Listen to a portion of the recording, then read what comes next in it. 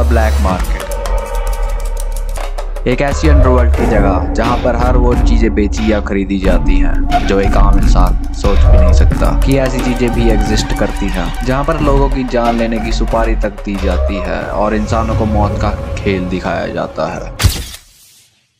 जहां भी सबसे ज्यादा करप्शन और सबसे बड़े फ्रॉड्स की बात होती है वहां ब्लैक मार्केट का जिक्र होता ही है। एक तरह से ब्लैक मार्केट की शैडो के अंदर हर वो काम होता है जो बाहर की दुनिया में कम्प्लीटली इलीगल और बहुत ही सीरियस क्राइम है या बहुत ही बड़ा फाइनेंशियल फ्रॉड है।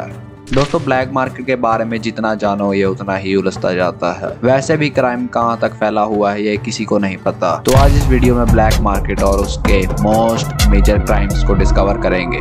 वेलकम।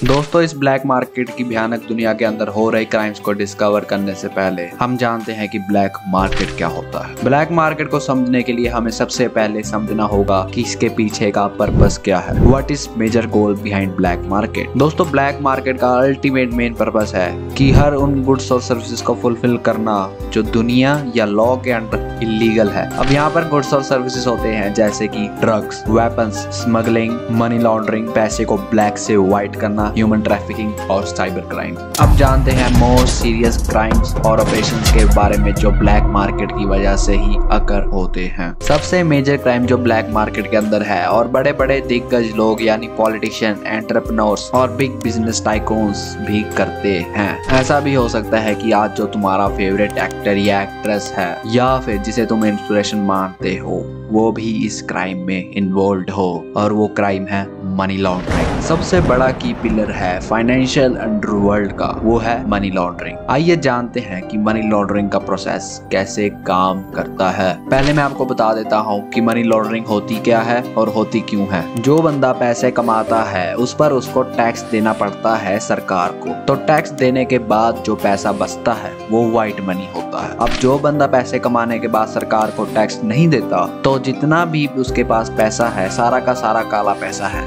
यानी ब्लैक मनी। अब इस ब्लैक मनी को व्हाइट मनी में कन्वर्ट करने का जो प्रोसेस है उसी को मनी लॉन्ड्रिंग कहा जाता है। आइए जानते हैं इस फाइनेंशियल क्राइम को और detail. The process of converting black money into white money. जो पैसा बैंक अकाउंट में पड़ा है उसको गवर्नमेंट आराम से ट्रैक कर सकती है, पर जो पैसा घर में कैश की फॉर्म में पड़ा है, छिपा के रखा है, वो गवर्नमेंट ट्रैक नहीं कर पाती। इस ब्लैक मनी को निकालने के लिए जो हाई एंड इंडिविजुअल्स ने अपने घर में छुपा रखी है इसके लिए सरकार डिमोनेटाइजेशन करती है ताकि ब्लैक मनी बाहर आ सके। अब उस मेथड की बात करते हैं जो सबसे ज्यादा यूज होता है मनी लॉन्ड्रिंग के लिए, वो है इन्वेस्टमेंट। सपोज करो कि राहुल के पास 1 करोड़ कैश पड़ा है जो ब्लैक है, तो उस पैसे को व्हाइट करने के लिए वो बहुत सारे पूल ऑफ इन्वेस्टर्स में पैसा बांट देगा। वो हर इन्वेस्टर को उतने ही पैसे देगा जो इस इन्वेस्टर की टैक्सेबल इनकम में एडजस्ट हो सके। अब वो सब इन्वेस्टर जो भी राहुल के नेटवर्क में होंगे जिनको उसने पैसे दिए वो सब इन्वेस्टर राहुल के 1 करोड़ को इन्वेस्ट कर देंगे। वो सारे इन्वेस्टर राहुल को उसके पैसे विड्रॉ करके दे देंगे 1 साल बाद और सरकार को long term capital gain tax भी दे देंगे, जिससे राहुल को बहुत ही कम टैक्स देना पड़ेगा और उसके पैसे भी व्हाइट हो जाएंगे क्योंकि